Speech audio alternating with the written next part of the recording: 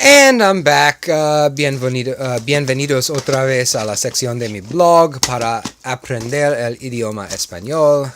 Welcome to the section of my blog for learning Spanish. This is Brendan again, and in this short video, I'm going to explain some of the DVDs I've been watching over the past month and a half in my quest to bombard myself with as much conversational and colloquial Spanish as possible. This is in random order. These are just DVDs I've come across at dollar DVD stores in my neighborhood, or that I've taken from Netflix, and I made a list of the ones I've seen, whatever, where what I do is, if I'm able to get away with it at this point in my Spanish exposure and my understanding of conversational Spanish, I try to watch the movie in Spanish with Spanish subtitles. So not English subtitles, but Spanish subtitles. Surprisingly, some of the simplest plot lines in the movies designed for young adults are the ones I actually need to use the English subtitles for, because the movies are too complicated. The vocabulary and the interactions are at a level of Spanish above me, even though the English is at like a middle school level. And first and foremost in that category of movie is the Twilight series. All of the by Stephanie Meyers, the Vampire Werewolf series. Those are phenomenal movies to watch in Spanish. However, at my level of Spanish, in order to really get the subtleties, since I'm not 100% familiar with the plot lines, I did need to watch them in Spanish with English subtitles, and then I was like, oh yeah, I understand almost everything.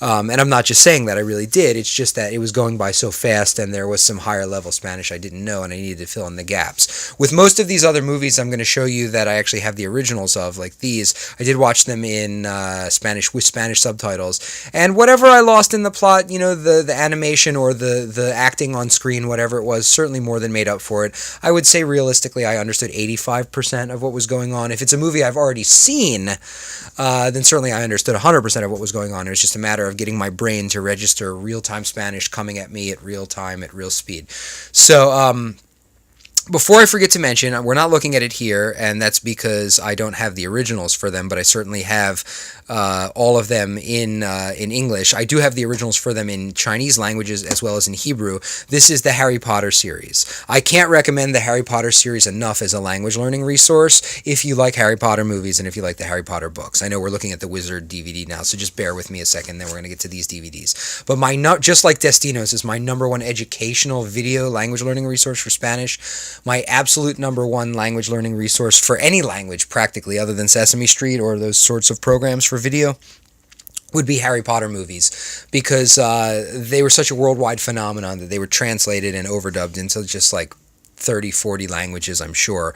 And certainly for watching, in Cantonese, watching the Harry Potter, I have the complete series, all 8 movies in Cantonese, and more than any other single video resource, I would say that watching Harry Potter movies over and over again in Cantonese has gotten my conversational Cantonese to be at the level it is, which that's a whole other thing. That's not what we're talking about here. Right here, we're talking about trying to get my conversational Spanish to be at that same level.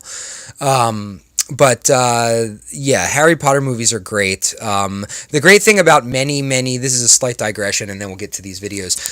The great thing about many American releases on DVD is that it's unusual in this day and age almost that you find an American release of any kind of movie, whether it's a comedy, a romance, action, adventure, a cartoon, whatever, that doesn't have a Spanish dub language track, or certainly at least Spanish subtitles. But it's unusual these days that an American movie doesn't also come with Spanish and French dub language tracks and Spanish and French subtitle tracks, which is wonderful for those of us who are trying to get our conversational Spanish and French to be at a functional level, because you don't even have to seek out alternate versions of these movies. Like when I want to watch these movies in Hebrew or in Chinese, Cantonese, Mandarin, whatever, I have to actively find these things. I had to go to Israel. I didn't just go there to buy DVDs. I was there for a wedding. But while I was there, I brought back like 20 DVDs because I couldn't get them anywhere else.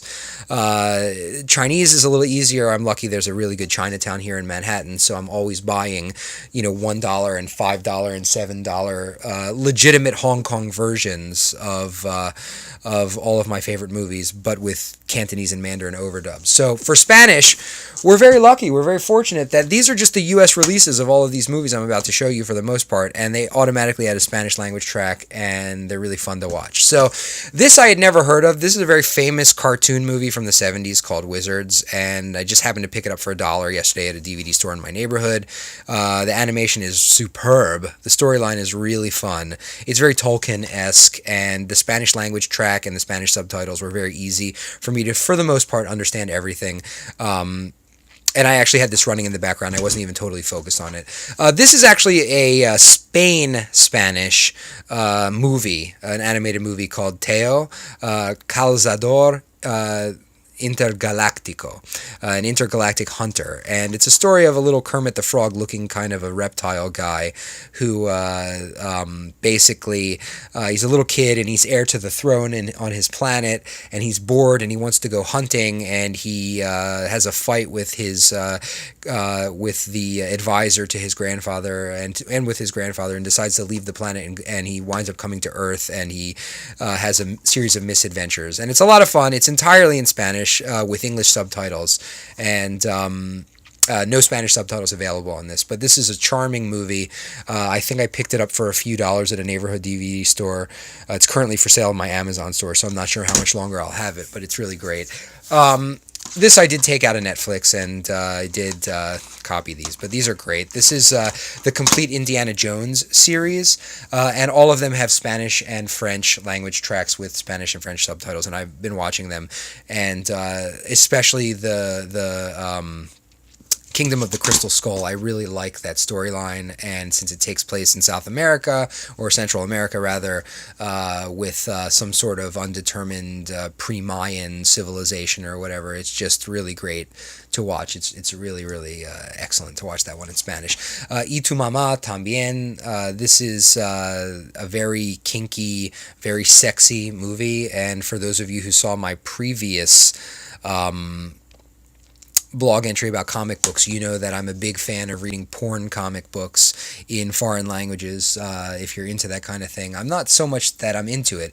I just I think about sex a lot, like a lot of guys do, and what a charming way to learn a foreign language, to look at boobs or whatever while you're learning the foreign language. I mean, no disrespect whatsoever to my female blog fans by saying this. Is just a fact of life. Sometimes our biology kicks in and we're attracted to whatever we're attracted to and showing, and sometimes it's nice to combine the showing impulse with learning something new, whether it's a foreign language or whatever, because you're at a heightened state of arousal, for lack of a better word. Not to that extent, but it's nice to learn a language through something you're interested in, whether it's that, or whether it's comic books and superhero comic books like I'm into, or whether it's taking a cooking class in the language that you're trying to learn. If you like to cook, then you're getting double the bang for your buck. You're having a wonderful experience in something that you enjoy doing in your life, and you're learning the language. So, great movie, very sexy. I like sex, so what a great movie for me to watch in Spanish. The Corpse Bride. This movie actually has an excellent Spanish language track and excellent Spanish language subtitles.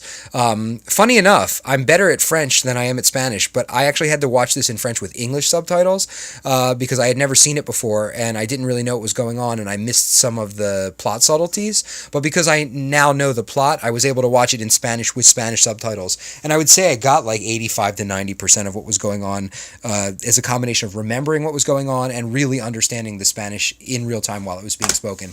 Very charming movie. Can't recommend it enough. This is a Spider-Man versus Doc Ock from, I guess, Cartoon Network type cartoons. This I picked up at a neighborhood DVD store for a couple bucks. This does have Spanish track, but it does not have subtitles. But it's Spider-Man, and I love Spider-Man, and I'm very familiar with his whole legend and all the characters, so I probably understood 85% of that. This is an excellent sort of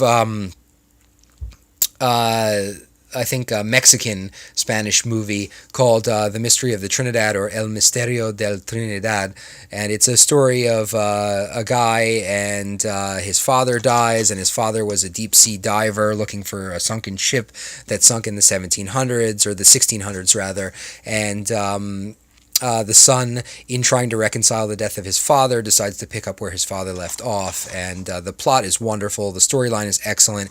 There's a very charming relationship between the father and his young daughter, as they both try to look for this ship, and he reconciles his relationship with his deceased father and his young daughter, because he's divorced from his first wife that he had the daughter with, and all of this is a great story, really nice to watch. Here's Cloverfield. I had never seen this in English, but I watched it for the first time the other day in Spanish with Spanish subtitles, and really great horror movie, really cool monster movie. I had no idea what to expect, didn't know anything about the plot, and I definitely understood at least 85% of it in Spanish with Spanish subtitles. And now here's a list of the other DVDs that I've watched. I'll just put these back in the screen so you have something to look at. Here's a list of the other DVDs I've watched over the past month and a half. I don't actually have the DVDs anymore, but I've taken these out of Netflix or the public library or whatever. The Goonies, one of my all-time favorite movies from when I was a kid.